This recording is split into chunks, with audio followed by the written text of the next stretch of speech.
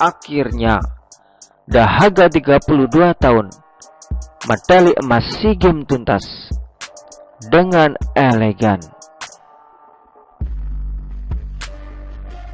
Sebagai pecinta tim nasional Indonesia yang sudah menanti-nantikan medali emas, dengan medali emas terakhir dimenangkan pada SEA Games tahun 1991 silam, terus terang, saya merasa sangat terharu sekaligus bangga menyaksikan anak-anak muda Indonesia pada Selasa malam tanggal 16 Mei tahun 2023 berhasil meraih medali emas SEA Games Kamboja tahun 2023. Dahaga selama 32 tahun tidak hanya terpuaskan, tetapi sukses untuk diakhiri dengan cara yang elegan.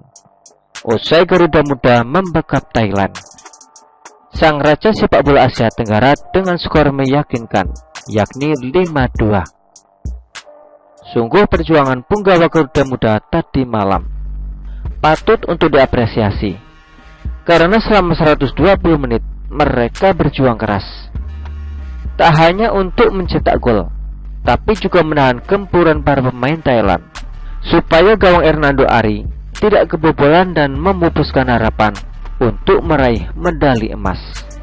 Namun, meski begitu saya mencermati bahwa di balik kemenangan sensasional timnas Indonesia U22 tadi malam, paling tidak ada 5 hal yang bisa kita cermati dari fakta-fakta selama laga puncak tadi malam. Pertama, sekali lagi kita harus bicara soal penantian 32 tahun yang resmi berakhir pada Selasa 16 Mei tahun 2023. Kalau kita ingat kembali, sejak SEA Games tahun 1991, berarti kita sudah melewati setidaknya 15 edisi SEA Games sudah berlangsung. Sejak tahun 1993 sampai tahun 2021. Belum akhirnya tadi malam, kita bisa memenangkan kembali medali emas untuk cabang olahraga yang sangat prestisius itu. Kedua, momen yang membuat kemenangan Indonesia semakin istimewa adalah karena lawan yang kita kalahkan pada semifinal dan laga puncak adalah dua jagoan Asia Tenggara yang belakangan bisa dibilang menguasai sepak bola di kawasan ASEAN. Vietnam kita tumbangkan pada laga semifinal dengan skor 3-2. Diikuti kebukuan atas Thailand, sang raja Asia Tenggara yang kita bikin malu.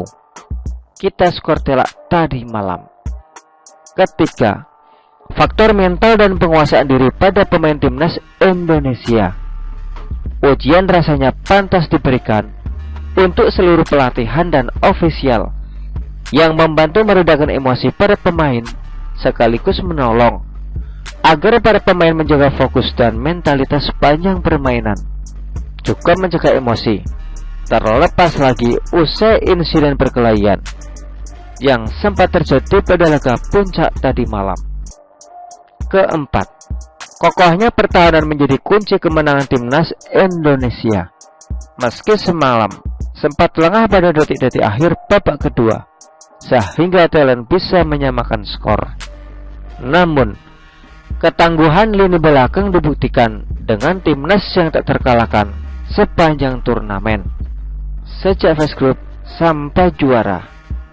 Kelima, tentu saja aksi selebrasi terlalu awal yang dilakukan para pelatih, ofisial, dan sebagian pemain pada injury tim babak kedua.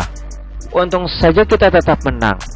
Kalau sampai gagal, mungkin meme perayaan terlalu dini sudah bermunculan mulai pagi ini.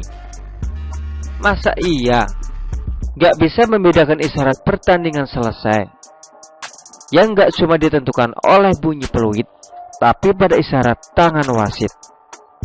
Saya agak soroti poin terakhir, karena bagi saya selebrasi itu agak memalukan. I am sorry to say that, karena faktanya begitu. Seandainya saja Selebrasi itu bisa ditahan barang 20-30 detik. Mungkin fokus pemain masih terjaga, dan final tidak usah ditambah perpanjang waktu.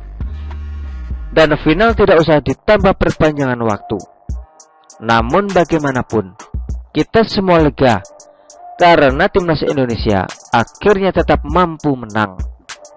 Bahkan bisa dibilang sukses bikin malu Thailand yang sebelumnya terlihat overconfidence dengan memandang sebelah mata Indonesia.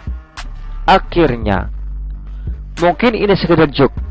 Kita bersyukur karena momen amasi game ini terjadi pada era Jokowi, yang bisa menjadi kenangan bahwa pada rezim Jokowi, medali emas sukses dibawa pulang setelah 32 tahun.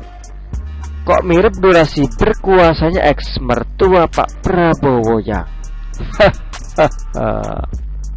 Begitulah kura-kura. Artikel ini diambil oleh Sihor.com dan ditulis oleh Widodo SP. Bagaimana menurut Anda?